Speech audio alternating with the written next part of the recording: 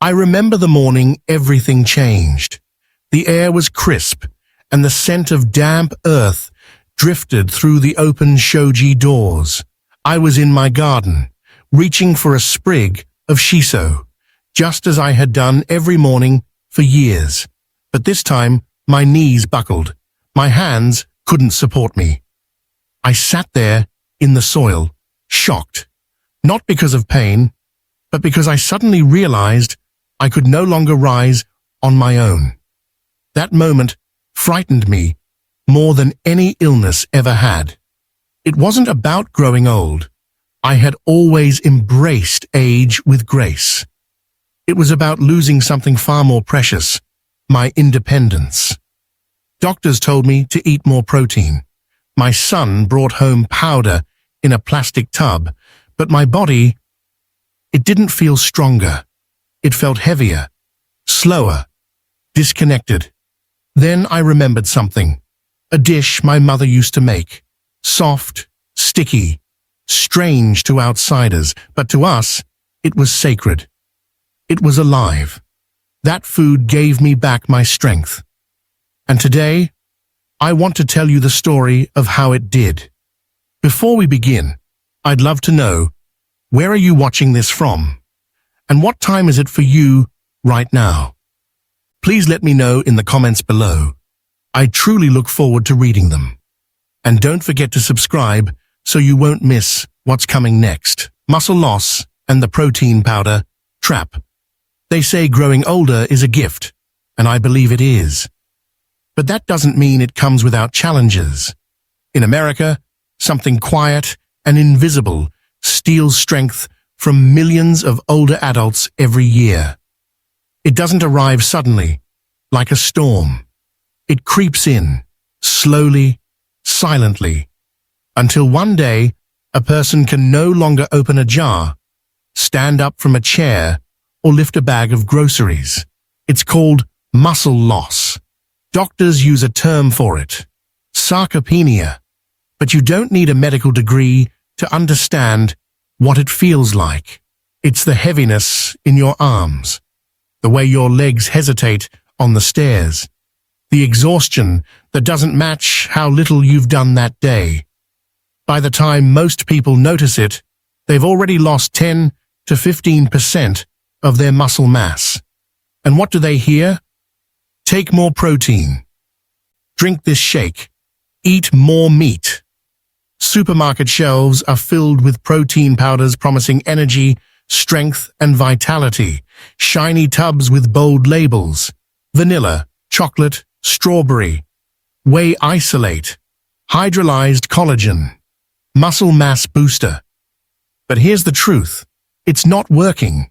At least, not the way people hope it will. You see, after the age of 60, the body changes in quiet but powerful ways. The stomach produces less acid, which makes it harder to digest certain foods. The gut lining weakens, slowing down nutrient absorption. Even if you take in more protein, your body might not be able to use it effectively. I've seen this with many of my friends in America. They follow every instruction. They mix the shakes. They take the pills. But they still feel weak. They still lose their balance. Their arms grow thinner. Their steps shorter. And worse, these powders often come with side effects no one talks about. Bloating, constipation, sugar crashes, not to mention the cost, $40, $50, sometimes $100 a month. I once tried one of those powders when I visited my granddaughter in Los Angeles. I remember drinking it with cold almond milk. It was sweet, too sweet. My stomach felt full, but not satisfied. That night, I couldn't sleep. My body felt like it had swallowed something foreign, something heavy. It made me realize something. The solution to muscle loss isn't just more protein. It's smarter nourishment. The kind your body can understand. The kind it recognizes from years, even generations, of memory. In Japan, we rarely talk about protein as a number or a product. We think about balance, We think about how a food makes us feel after we eat it, not just while we chew. And most of all, we eat with intention. Instead of reaching for powders, we reach for foods that are alive, fermented, whole, gentle on the stomach, easy to absorb. That's why I believe the answer isn't in a tub on a shelf. It's in a small bowl at the breakfast table, just like the one my mother used to serve me. And soon, I'll show you exactly what it is. But before that, I want to take you on a short journey to Japan, where people in their 70s and 80s still ride bicycles, carry groceries, and climb temple stairs with ease. Their secret? It's not youth, it's not luck, it's the way they eat. The Japanese way. Why they don't use protein powder. In my neighborhood in Kyoto, there's an old man who still delivers newspapers by bicycle every morning. He's 83. Every day, rain or shine, he rides through narrow alleys with quiet focus, legs steady, back straight, basket full. When I asked him once why he never retired, he simply smiled and said, "If I stop moving, I stop living." That's not uncommon in Japan. Across the country, you'll find elderly people like him, still active, still walking to the market, still climbing stairs without support. But here's what's truly surprising. Most of them have never used a single scoop of protein powder. No flashy supplements, no post-workout shakes, no labels claiming muscle gain. Instead, they rely on something far older and far wiser, traditional food and the philosophy of shakuiku. Shakuiku means food education, but it's more than that. It's the belief that food is not just fuel, it's medicine, memory, and movement. In Japan, we don't separate what we eat from how we live. We don't chase high-protein diets. We focus on foods that are easy to digest, rich in living nutrients, and support the body gently over time. And one of those foods is the secret I want to share with you soon. But first, I want to tell you what we don't do. We don't overeat protein. We don't eat in a rush. And we don't forget the importance of gut health, especially as we age. Because here's what many people forget. Even the best food in the world won't help you if your body can't absorb it. This is where the Japanese approach shines.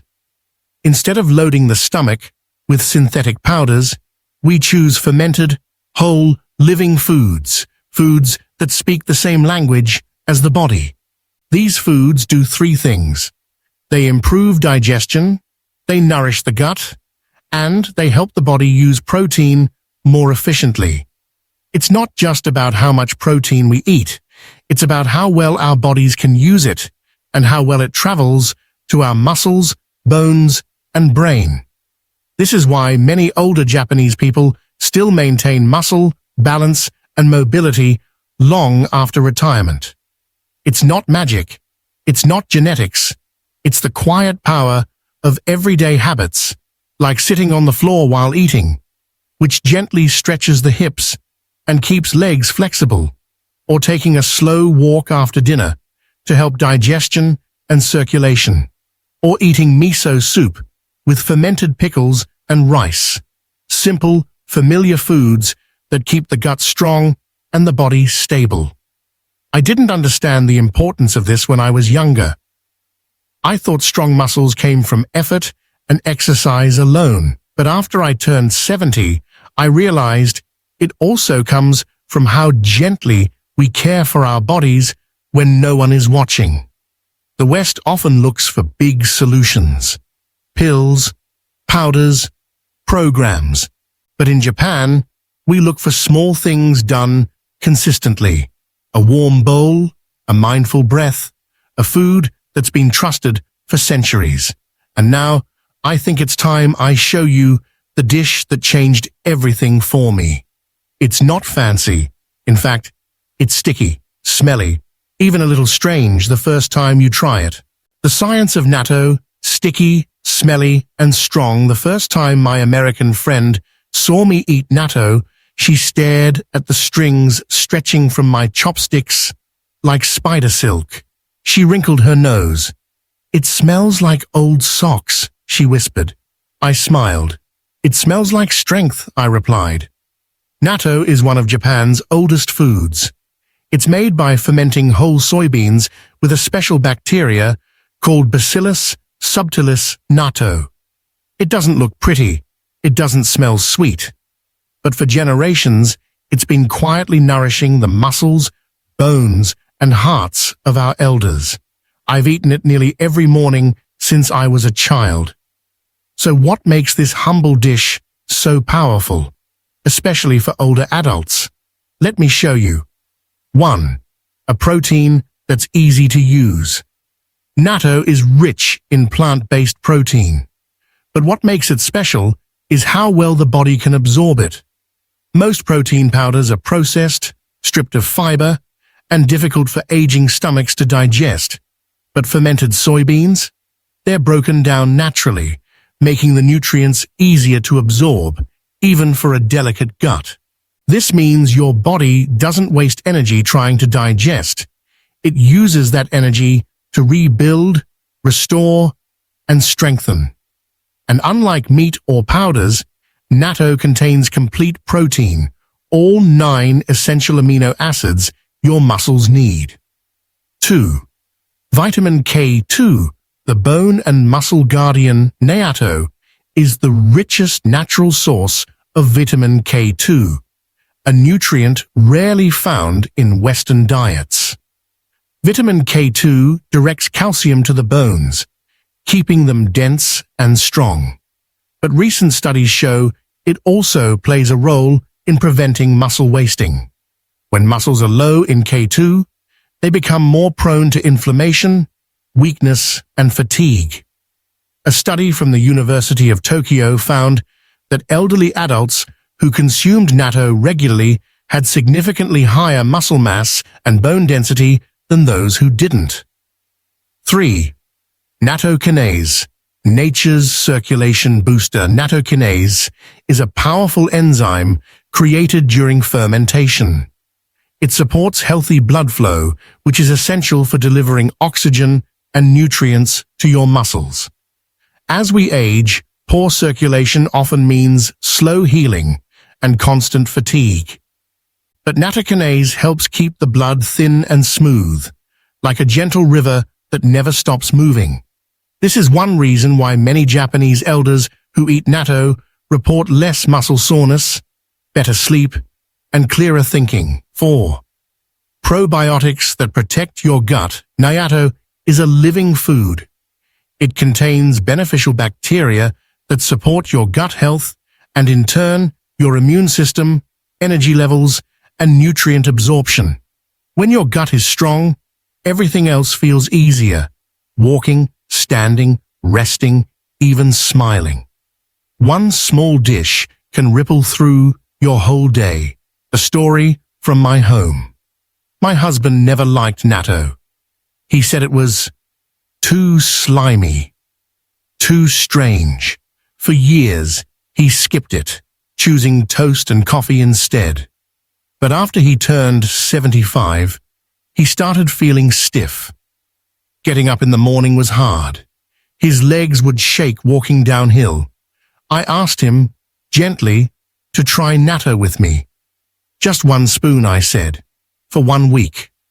He sighed. He frowned. But he tried it. That was 3 years ago.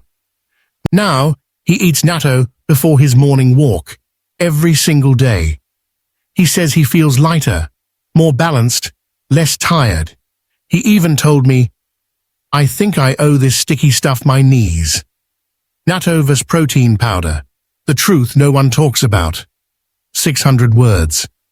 When I visited my granddaughter in America, her kitchen shelf was filled with colorful tubs.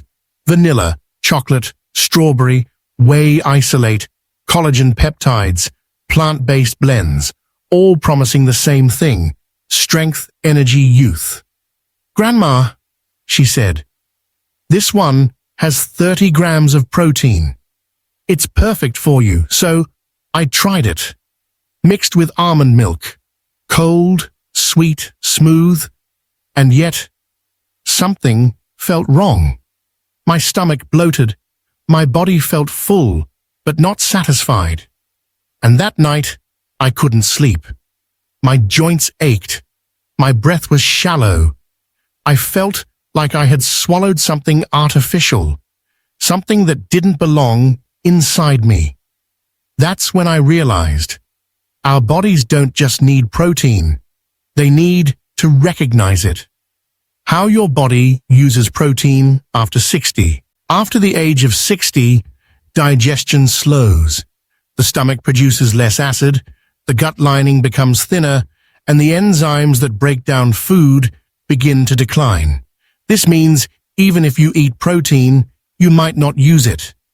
Your body can only build muscle with protein it absorbs, and that's where many protein powders fall short. They're processed, stripped of fiber, filled with additives, and often sweetened with chemicals. They go in quickly, but they don't always stay where they're needed. On the other hand, natto is gentle. Because it's fermented, the soybeans are already broken down into smaller, more usable forms. They're like little packages of protein that the body doesn't have to fight to understand. And because natto contains living enzymes and beneficial bacteria, it actually supports digestion while delivering nourishment. It doesn't just feed your muscles, it heals your gut, too. The cost you don't see. Let's talk about price. A tub of high-quality protein powder in the US can cost $40, $60, even $100 a month. Some are made in labs. Some come with long ingredient lists you can't pronounce. Many require refrigeration, special blenders, or added supplements just to work properly. Natto. In Japan, a pack of 3 servings costs less than a cup of coffee. Even in the US, you can find frozen natto at Asian markets or online for a fraction of what a supplement would cost. And it doesn't require anything special, just a spoon, a bowl of rice, and a few minutes of your morning. How it feels in the body? Here is something I believe we forget too often. Your body is always talking to you. After I eat natto, I feel light. My stomach is calm. My mind feels clear. My legs move easier. I breathe deeper. It's not dramatic, but it's steady, gentle, trustworthy. With protein powder, the effects, if any, felt disconnected. A burst of energy, followed by a crash, a tense stomach, a strange aftertaste. It felt like I was chasing something, not nourishing myself. How Japanese people eat natto every day without getting bored. You might think, how can someone eat the same sticky, stringy food every day and still love it? But in Japan, natto isn't just a food. It's a ritual, a quiet companion to morning rice. It changes with the seasons, with the mood, and with what's in the kitchen. For many older Japanese adults, natto is a small joy that starts the day right. Warm rice, a bit of miso soup, and a bowl of natto mixed just the way they like it. And no, it's never boring. Let me show you how. The classic natto over rice. The simplest and most common way is this. A warm bowl of freshly steamed rice. 1 pack of natto, stirred until it's foamy and stretchy. A dash of soy sauce or a small packet of mustard. Some finely chopped green onions on top. The heat from the rice softens the natto, and the flavor becomes mellow, earthy, and a little nutty. This is how my mother served it. This is how I serve it now. It takes 5 minutes. No fancy cooking, no confusion. Natto with raw egg. Tamago kake gohan. This is my husband's favorite. In a bowl of hot rice, crack 1 fresh egg, pasture-raised if possible, stir in natto, add a splash of soy sauce, and mix it all together. The result is silky, rich, and comforting, like a Japanese version of oatmeal, but full of protein and life. If raw egg isn't for you, you can use a soft-boiled or poached egg instead. Natto in miso soup. This one surprises many people. Yes, you can add natto to your miso soup. After the soup is prepared but not boiling, stir in a spoonful of natto. It melts slightly, becoming tender, and adds a wonderful depth of flavor, like aged cheese or mushrooms. In winter, this is especially warming. Natto in salads or wraps. You can also enjoy natto cold. Try this. Mix natto with diced avocado, cucumber, or cherry tomatoes. Add a drizzle of sesame oil and a sprinkle of sea salt. Serve on a bed of greens, or scoop into a seaweed sheet as a hand roll. It's refreshing, full of texture, and incredibly nourishing. The modern twist. Natto toast. Yes, natto on toast. Spread natto on whole grain toast, top with sliced cheese or avocado, and broil for a few minutes. Even young people in Tokyo love this. It's East meets West, and it works. The key. A little every day. You don't need to eat a mountain of natto. Just one small pack a day, about 2 tablespoons, is enough. And you don't need to love it immediately. Give your taste buds time. Start with a bite. Let your body feel how it responds. For me, it took 3 tries. For my husband, it took 7. Now, we don't go a day without it. What changed after 30 days of natto? A personal reflection. At first, I didn't notice anything dramatic. I simply ate my natto each morning, quietly, without expectation. Just as my mother once did, and her mother before her. But by the second week, something subtle began to shift. One morning, I stood up from the floor without needing to brace myself. No hand on the table, no slow, cautious push from my thighs. I didn't even think about it until I was already standing. I smiled. Mornings felt lighter. Before, getting out of bed felt like lifting stones. My knees stiff, my back tight. I used to sit on the edge of the futon and wait a minute, just to gather strength. Now, I rise more easily. My joints are still old, yes, but they feel oiled. I stretch, I breathe, I move without fear. That heaviness in my body, the one that made me feel like I was always dragging something behind me, it began to lift. My walks became joyful again. I used to walk to the shrine every afternoon, but after 70, I started skipping days. My legs would ache halfway there. My balance felt unsure, like I might fall if I turned too quickly. But after 30 days with natto, something changed.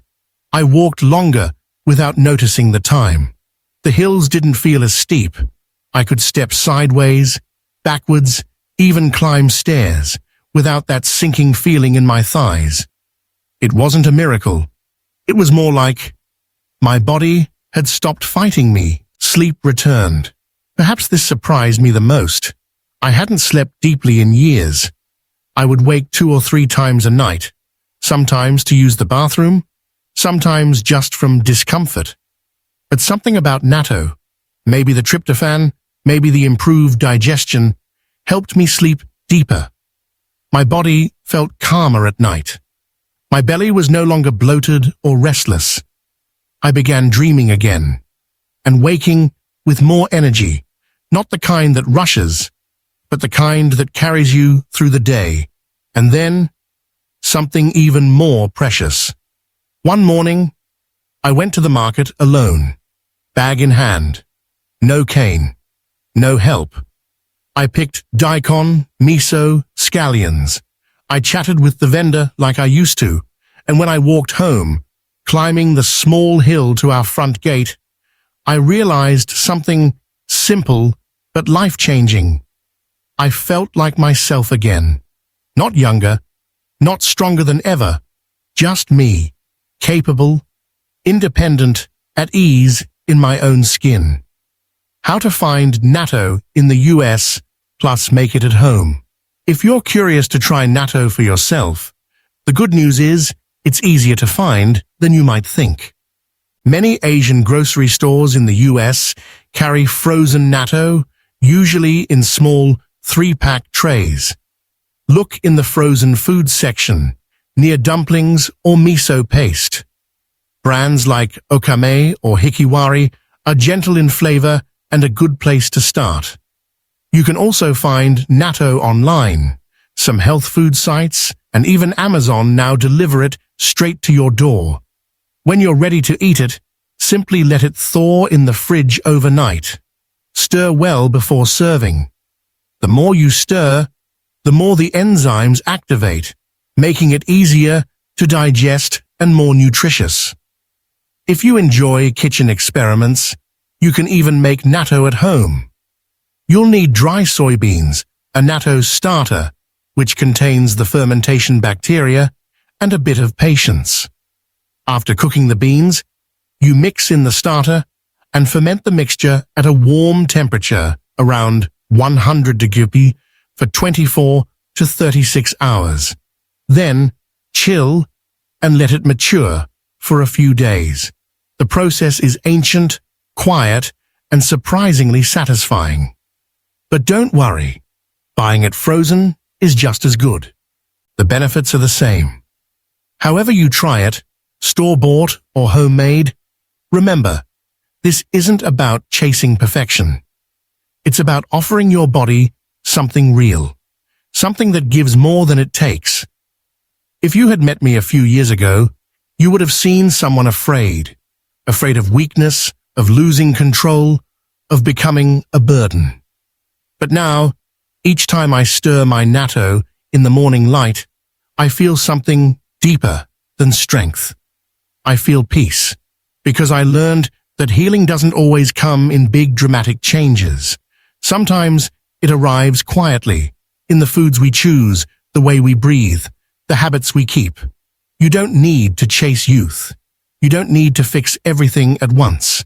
You only need to begin, gently, consistently, with love for the body that has carried you this far.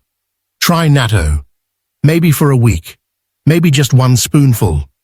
Not because it's trendy, but because it's a gift, handed down through time, from one generation to another, and from me to you.